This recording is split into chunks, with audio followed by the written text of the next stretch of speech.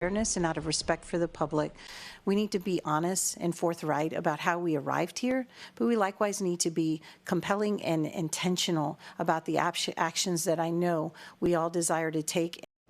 First tonight, Austin ISD school leaders are considering their next move after the state said it would step in.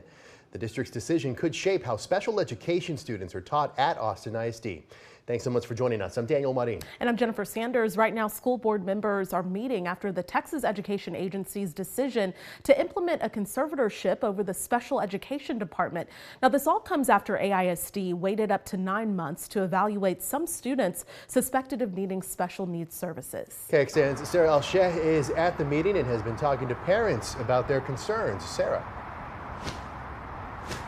Yeah, board members discussed the TEA's report from Friday, and one of the main findings in that report was a backlog of 1,800 evaluations. Now, the district says that's there because they've had an increase in requests for those evaluations, but not enough staff to fulfill them. And tonight, the school board heard from both teachers and parents who say they agree with the TEA that there is an issue, but they're not sure a conservatorship is the way to go.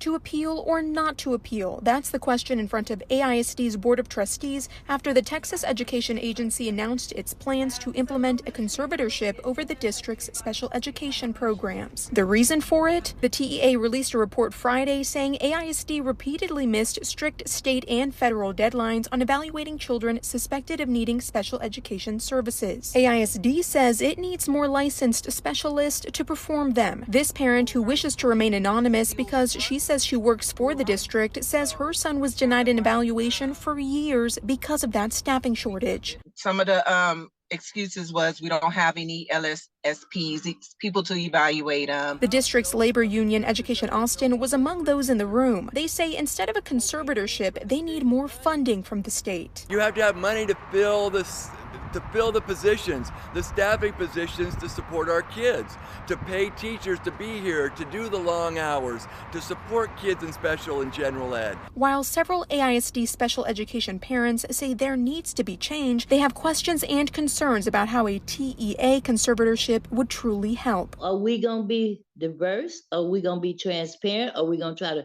reach out to the parents? Are you going to try to reach out to the community? Are you going to try to reach out to the people that have had these experiences with AISD? Now, the district has until April 17th to appeal or not appeal the conservatorship. Should they decide not to appeal it, the interim superintendent says it could last up to 18 months just based off of what they've seen at other districts across the state.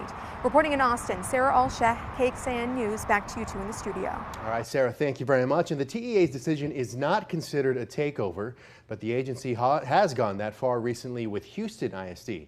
According to our partners at the Texas Tribune, the TEA has taken over a district 7 times since the year 2000.